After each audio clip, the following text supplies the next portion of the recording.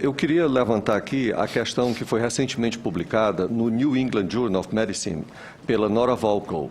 O New England Journal of Medicine, para quem não é da área, é o jornal de maior impacto em saúde do mundo. E a Nora Volkow é a diretora do NIDA, que é o National Institute of Drug Abuse.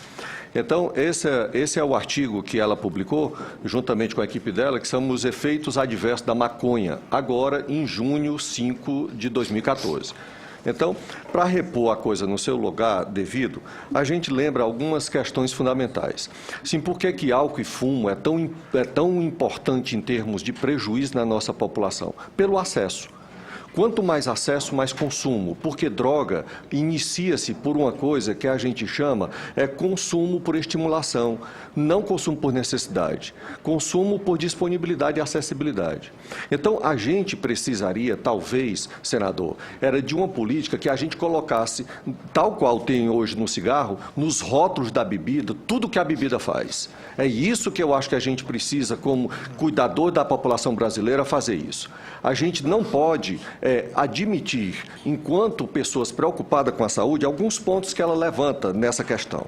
É um equívoco, por exemplo, a gente pensar que você regulamenta a maconha, você vai diminuir o tráfego. Em 30 anos que eu lido com dependente, eu nunca vi um relato de um dependente dizendo que tem boutique específica só para maconha.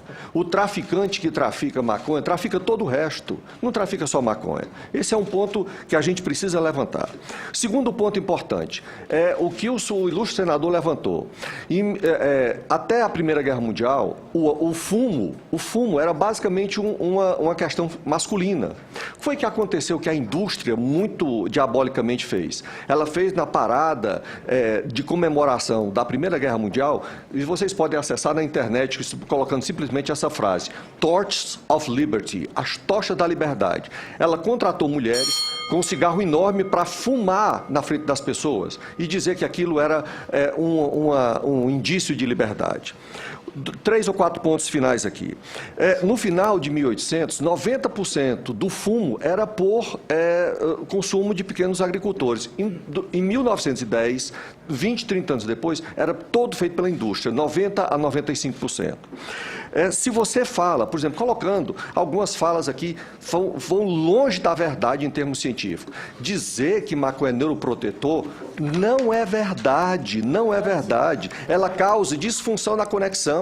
Ela causa disfunção na conexão. Então, isso está sendo dito não por mim, mas pela Nora Volkow e fácil acesso. Se a gente lembrar que a gente é contra, por exemplo, mães que usam álcool e drogas, você, enquanto grávidas, como é que você vai permitir que adolescentes que estão grávidos do seu cérebro, porque o cérebro só se forma aos 21, 23 anos de idade, como é que ele vai usar drogas exatamente para diminuir 10% da inteligência dele?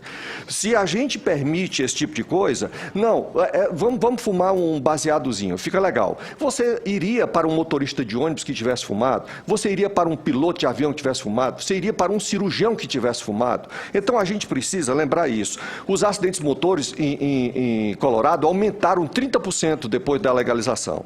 E por fim, a gente tem que pensar em políticas, e aí eu concordo plenamente com a Rosana, que a gente possa diminuir a quantidade de drogas, a gente possa fazer o que o senador propõe, em que a gente possa ser feliz e ter dignidade na pessoa humana sem necessidade de outras drogas. Muito obrigado pela atenção de vocês.